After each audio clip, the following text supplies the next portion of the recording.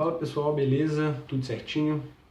Espero de verdade que esteja todo mundo bem, se cuidando, ficando em casa, seguindo as recomendações. Bom pessoal, meu nome é Heitor, eu sou graduando em História pela UFSJ e sou um dos professores de História do Cursinho Popular Edson Luiz, junto com o Fafá e com a Lara, que vocês já vão conhecer. Estamos responsáveis pelo conteúdo de História aqui do cursinho e como já foi apresentado pela Maria Clara no nosso vídeo inaugural, tivemos que nos adequar a essa nova realidade e pensar o conteúdo online para os nossos alunos. O conteúdo vai estar todo disponível na internet, gratuitamente, então quem não for nosso aluno também e quiser acompanhar, será muito bem-vindo. Se você é nosso aluno e ainda não segue a gente nas nossas redes sociais e principalmente não está no nosso grupo no Facebook, entre em contato com a gente pelos comentários, pelo Instagram, enfim, vai estar tudo bonitinho aqui na descrição, do jeito que tem que ser. Então entre em contato com a gente, que é muito importante que você participe do grupo no Facebook, que lá é um espaço que a gente criou para essa troca acontecer de maneira mais eficaz entre educador e aluno. Então não deixa de entrar em contato com a gente. Bom pessoal, eu vou apresentar aqui rapidamente como a gente pensou o nosso cronograma de aulas para esse período. E a gente separou, como vocês já estão habituados, em História Geral e História do Brasil para facilitar aí a didática. A gente acredita que seja mais fácil, como vocês já estão habituados aí, normalmente funciona assim nas escolas e nos cursinhos. Então a gente vai fazer também dessa mesma forma. Para além dos conteúdos obrigatórios das videoaulas, a gente também está preparando diversos outros materiais, dentre atualidades, curiosidades, debates, enfim. A gente está elaborando isso tudo aí para não ficar uma coisa monótona e maçante, só conteúdo.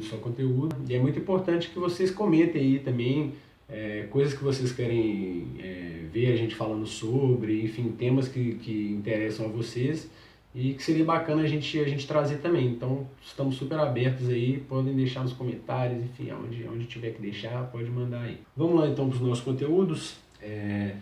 A gente se planejou aqui para fazer 7 videoaulas de cada área, né, de História Geral e de História do Brasil, inicialmente, e esses conteúdos podem sofrer algumas alterações ao longo do tempo aí, mas de início vai ser sim, uma aula de História Geral, uma aula de História do Brasil. No primeiro momento, gente, vamos lançar um vídeo por semana. Nossa expectativa é que essa quantidade de vídeos aumente na medida que a gente for pegando a manha aqui com todo esse trâmite na internet, videoaulas, edição, enfim. Nossa primeira aula vai ser de Grécia e Roma, e História Geral, e nossa primeira aula de História do Brasil vai ser o período que antecede a conquista da América, o descobrimento, enfim. A gente vai trazer também esse debate na nossa aula. Segunda aula de História Geral, Alta Idade Média. Segunda aula de História do Brasil, Brasil Colônia. Terceira aula de História Geral, Baixa Idade Média. Terceira aula de História do Brasil, Escravidão. Então a gente separou aí um videozinho específico para aprofundar melhor nesse tema, que julgamos muito importante, que traz, enfim, reflexos da nossa sociedade até hoje, né? Quarta aula de História Geral, Formação dos Estados Nacionais, Absolutismo, Mercantilismo, enfim. Quarta aula de História do Brasil, Ciclo do Ouro, Inconfidência Mineira, enfim. Esse assunto que para nós mineiros principalmente está sempre bem presente ao longo da nossa vida, né? Então, quarta aula de História do Brasil, Ciclo do Ouro. Quinta aula de História Geral, Reformas Protestantes, Iluminismo, enfim, todo aquele movimento que vinha acontecendo ali na Europa, que vai também influenciar bastante aqui nas Américas. Quinta aula de História do Brasil, Independência, Primeiro Reinado, a volta de Dom Pedro. Sexta aula de História Geral, Revolução Inglesa, Independência dos Estados Unidos. Sexta aula de História do Brasil, a gente vai tratar um pouquinho mais das revoltas no período regencial e todo esse período conturbado aí da história do Brasil. Sétima aula de História Geral, Revolução Francesa. E sétima aula de História do Brasil, Segundo Reinado, Economia Cafeeira e todo o período que antecede aí a proclamação da República. Bom pessoal, era bem rápido mesmo aqui minha participação para contar para vocês um pouquinho aí de como vai funcionar a disciplina de História nesse período. Estamos abertos a sugestões, a críticas, enfim. Então acompanhe a gente nas redes sociais, não se esqueça, se inscreve no canal, você que é aluno entra no grupo do Facebook. E é isso, muito obrigado aí pela presença de todos. Agora o Fafá vai assumir a responsa aí, espero que vocês curtam bastante esse vídeo. Muito obrigado, valeu! Nada melhor que a gente começar, a gente perder essa nossa primeira vez, falando de um assunto muito importante falando da importância da história. Para que serve esse trem? Por que a gente estuda história? Após você já falou, você conhece alguém que já falou, que história não serve para nada, irmão. Já aconteceu, cara. O que eu tenho a ver? Quem vive de passado é museu. É caranguejo que anda para trás, como diria Xande do Aviões do Forró. Mas, se você fala isso, você já ouviu isso, esse vídeo é muito importante para você. Primeiro, mano, vamos começar falando sobre o que é história. Bem, tem muitas definições, muitas são importantes, significativas. Aqui eu vou trazer uma só, uma que eu considero muito importante, uma que eu gosto muito, que é a definição do Mark Bloch. O Mark Bloch, gente, é um historiador muito famoso e ele fala que a história é a ciência dos homens no transcurso do tempo. É uma frase que eu gosto bastante, é uma frase bonitinha, né? Ela mais ou menos quer dizer que a história é a ciência dos homens, ou seja, a história é o estudo dos homens no transcurso do tempo. Transcurso seria meio que ao longo do, ou seja, é o estudo do homem ao longo do tempo. Transcurso é uma daquelas palavras, né, que parece muito chique, muito bonitinha, mas se eu olhar bem de perto parece na verdade nome de ônibus intermunicipal, sabe? Que é esse que faz BH Barbacena.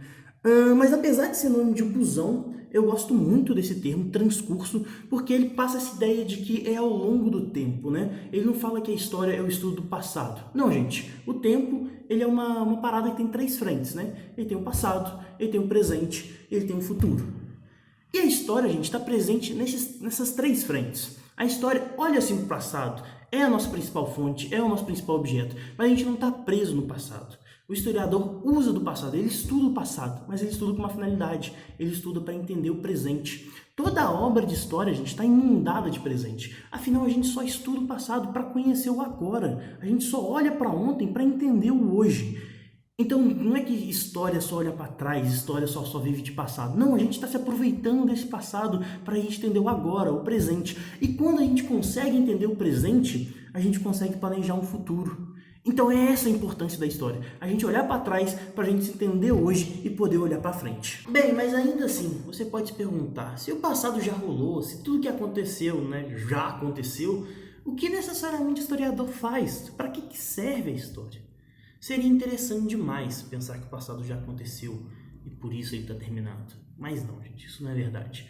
O passado é vivo. Ele está sempre entre a gente, ele está sempre sendo ressignificado, está sempre ganhando novos sentidos. Por isso é necessária uma investigação constante dele. O historiador é tipo isso, cara. É um detetive mal remunerado que vai indo atrás do passado e atrás dos sentidos do passado. Mas o passado é um negócio complicado e por vezes ele é esquecido. E por isso que estudar a história é fundamental. A história serve para a gente lembrar. Como definiu um historiador muito famoso também, o Peter Burke, a função do historiador é lembrar a sociedade daquilo que ela quer esquecer. Lembrar é fundamental, cara. Entender isso é fácil. Pensa como é que seria um dia na sua vida se você esquecesse de tudo. Se você acordasse de manhã e bum, sua memória tivesse sumido. Você esquecesse quem é a sua mãe, quem é a sua família, o que você tinha que fazer, onde você tinha que trabalhar, o que você tinha que estudar. Você não lembrava de nada. Pensa quão complicado seria viver esse dia. Com a sociedade é a mesma coisa. Uma sociedade que não tem memória é uma sociedade que não é nada, é uma sociedade que não existe. Uma sociedade só existe porque ela consegue se lembrar do que aconteceu no passado, do que transformou ela naquilo que ela é. A realidade, gente, ela só é palpável quando a gente entende o passado. Quando a gente conhece o passado, quando a gente estuda o passado, a gente consegue compreender a nossa realidade, o que está acontecendo ao nosso redor. E acredita em mim, gente, a ansiedade de hoje está repleta de esquecimento. E esquecimento diverso, alguns são orgânicos, são naturais, mas principalmente existe muito esquecimento político. Tem muito projeto de esquecimento, as pessoas querem que as pessoas se esqueçam. E para isso, e é por isso que a gente está aqui, para a gente não deixar isso acontecer, para a gente não deixar esquecer, para lembrar. O próprio nome do cursinho, gente, é uma forma da gente lembrar, de a gente ter memória. Cursinho Popular Edson Luiz. Esse nome não foi escolhido à toa. O Edson Luiz, cara, ele foi um estudante secundarista que nasceu no Pará e saiu para ir estudar no Rio de Janeiro. E o Edson Luiz, gente, no dia 28 de março de 1968, vai ser assassinado. Não sei se você reparou, 1968 é um dos anos em que estava rolando a ditadura militar aqui no Brasil. O Edson Luiz, ele era um estudante, e os estudantes no Rio de Janeiro iam almoçar num restaurante popular, né, tipo popular ali do Matozinhos, chamado Calabouço. Nesse dia eles estavam planejando aumentar o preço do calabouço, o preço da comida. E os estudantes se organizaram para fazer uma manifestação. Resolveram protestar. Só que na hora do protesto, apareceu a polícia militar, teve confronto e um policial atirou a queima-roupa no Edson Luiz, matando o Edson Luiz. A morte do Edson Luiz vai gerar uma comoção gigantesca e ela vai ser o estopim que vai fazer explodir uma série de manifestações contra a ditadura militar, manifestações estudantis. O próprio enterro do Edson Luiz foi uma dessas manifestações, que colocou 60 mil pessoas na rua. Logo depois a gente teve a famosa passeata dos 100 mil, que colocou mais de 100 mil pessoas para protestar contra a ditadura militar. O Edson Luiz, gente, morreu apenas por exercer o seu direito a estudar. Lembrar a sua vida é uma forma de lembrar que a gente tem esses direitos, que a gente lutou para conseguir eles e a gente deve continuar lutando para que esses direitos sejam mantidos e ampliados. Lembrar do Edson Luiz, gente, é também lembrar que um estudante morreu durante uma ditadura. É lembrar o quanto essa ditadura foi truculenta, o quanto essa ditadura foi assassina. É lembrar o porquê a gente vai gritar sempre, ditadura nunca mais. Lembrar do Edson Luiz é também lembrar que a gente conseguiu colocar mais de 100 mil estudantes nas ruas. É lembrar que a gente, estudantes, nós, os estudantes, quando a gente está junto, a gente tem força, que é junto, a gente pode lutar. É por isso, gente, que nesse momento em que a gente precisa, ficar separado, ficar distanciado fisicamente, é importante a gente sempre lembrar que a gente vai permanecer junto, a gente vai continuar lutando junto. Eu espero que esse canal, que esse curso, que essas videoaulas de história seja uma dessas formas da gente permanecer junto, da gente não se separar, da gente permanecer, meio que segurando a mão um do outro. E aí, vestibulandos e vestibulandas, meu nome é Lara, vou ser uma das professoras de História aqui do canal. Em sequência do vídeo dos meninos, nós vamos falar sobre um dicionário histórico. Eu vou dar o conceito de algumas palavras para vocês de um modo bem assim, grosso, mas só para a gente iniciar o nosso conteúdo de uma forma mais dinâmica e para passar um pouco de conhecimento para vocês. Então, a primeira palavra que eu vou trabalhar com vocês é o conceito de burguesia. Num primeiro momento, a definição mais simples de burguesia está associada à condição de burguês, ao comerciante livre, capitalista. A burguesia é a classe dos proprietários dos meios de produção, aqueles que são donos das fábricas, que contratam funcionários assalariados e assim, só que ao longo da história isso vai ter alterações. O segundo conceito que eu vou trabalhar com vocês é capitalismo. Capitalismo é um sistema econômico no qual os meios de produção são de propriedade privada. As principais características do capitalismo é a propriedade privada, o lucro e o trabalho assalariado. E ao longo da história, o capitalismo ele teve várias fases. A primeira delas é o capitalismo comercial, que o capitalismo comercial ocorreu no século XV, do século XV e XVIII, que foi na sua fase mercantilista, que era o momento do mercantilismo, e ele tinha essa lógica acumulativa, sabe? Quanto mais dinheiro você acumular, melhor era naquele momento. E assim, o objetivo também era a obtenção de lucros, claro, que é uma característica básica do capitalismo. Bom, para alguns autores, essa fase do capitalismo mercantilista é só uma transição do período feudal para a sociedade capitalista, da sociedade feudal para a sociedade capitalista. Mas para outros, eles consideram como a primeira fase do capitalismo. A segunda fase é o capitalismo industrial, que é no século XVIII e XIX. É caracterizado pelos avanços na Revolução Industrial.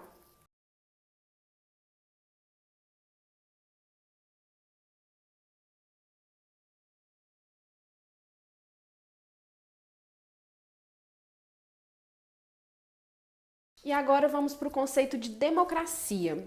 Bom, democracia é um conceito lá dos atenienses. É um governo em que o povo vai exercer soberania, o povo vai tomar as decisões, o povo vai fazer escolhas, vai eleger os candidatos que eles querem. E nós temos a democracia direta e a democracia indireta. A democracia direta era a democracia ateniense. O que acontece? Eram mais ou menos umas 20 mil pessoas reunidas na Ágora para decidir sobre tudo, sabe? Tipo, sei lá, o que a gente vai comer no café da manhã. Sacanagem. Mas, tipo, pra decidir sobre tudo mesmo que acontecia na cidade, as decisões políticas importantes da época. E aí, eles votavam, levantavam a mão e assim que rolava. Só que o que acontece? Isso parece muito democrático, não é? Só que, assim, nem todo mundo naquele momento era considerado cidadão. Quem era cidadão naquele momento? Eram os homens livres e só, entendeu? Não tinha mulheres, não tinha quem era considerado escravo, não era considerado cidadão, então era isso. A democracia indireta. Bom, a democracia indireta é a que nós temos hoje, que ela se dá através da eleição, é quando você elege uma pessoa para te representar. Essa pessoa que te representa, você escolhe ela a partir dos ideais em comum que vocês tenham, das ideologias, que é um outro conceito que vai ser trabalhado aqui, que vocês têm em comum. E aí você escolhe um representante para assumir as suas escolhas, para chegar lá na frente e representar as suas escolhas dentro de um sistema político. E isso é a democracia representativa, que é uma forma de democracia indireta, ok? Próximo conceito, galera, o conceito de Estado. O conceito de Estado, ele está muito atrelado ao conceito de nação, só que eles não são sinônimos. O Estado, ele tem mais a ver com uma questão jurídica, e nação tem mais a ver com uma questão ali do meio mais sociológico, se é que vocês me entendem. Depois eu vou explicar direitinho o conceito de nação para vocês conseguirem diferenciar. O Estado surgiu da necessidade de um aparelho que governasse a sociedade. Tipo, tá uma sociedade lá, a galera tudo loucona, e aí eles precisavam de alguém que virasse e falava assim: ei, não pode correr pelado na rua. Ei, não pode matar. Ei, não pode roubar. Entendeu? Então, tipo, é óbvio que o Estado precisou de vários mecanismos para poder colocar isso em prática, né? E a nação, o conceito de nação é muito importante nesse momento. A nação, se eu for colocar ela de um jeito bem simples, seria uma comunidade humana que está dentro de um território e que tem algo em comum, uma história, uma língua, uma religião, uma economia, algo amplo, assim, uma unidade, assim, étnica, enfim. Dentro dessa nação, o Estado, ele seria um setor administrativo que governasse essa nação. Por isso que eu falei que, tipo, quando o Estado surgiu, ele precisava da nação para se fortalecer, porque a nação é o que une as pessoas, é o que as pessoas têm em comum, sabe? Tipo, a língua, a religião, já falei. Mas é isso, basicamente. Bem basicamente, tá, gente? Conceito de política. Não me venha confundir isso com politicagem, que são coisas bem diferentes. A ideia de política... Gente, o Aristóteles, ele tem um conceito de política que eu acho muito fofo. Bom, eu vou ler aqui porque eu não sou obrigada. No contexto dele, a política era uma atividade ética que tinha a função pedagógica de transformar os homens em cidadãos. Olha que lindo. Ai, Ari, seu fofo. Bom, mas hoje a política ela tá mais ligada a uma questão de gestão de questões públicas, sabe? É uma forma de gerir o governo. Só que política não tá ligada só exatamente ao governo, sabe? Nos dias de hoje, política pode ser uma ação para atingir demandas sociais. Por exemplo, as ONGs, as associações de moradores, as feministas, o grupo de defesa dos animais, mais um monte de coisa. É um espaço muito amplo de manifestações políticas que, tipo, estão ligadas ao quê? Ideais, várias outras coisas que eu citei pra cima. Ou aqui pra baixo. Ou no próximo vídeo. E é isso. Próximo conceito que eu vou falar é o conceito de revolução. Revolução é um processo político-social que tem como objetivo uma mudança radical na estrutura social. Geralmente se trata de um confronto entre classes, a classe que detém o poder do Estado e a classe que se acha excluída desse poder. É um confronto entre essas classes. Então, gente, hoje vai ser esses conceitos que eu vou trabalhar com vocês. Eu pretendo trazer mais um vídeo falando sobre isso, porque eu acho muito bacana. Os conceitos eu tirei de um livro.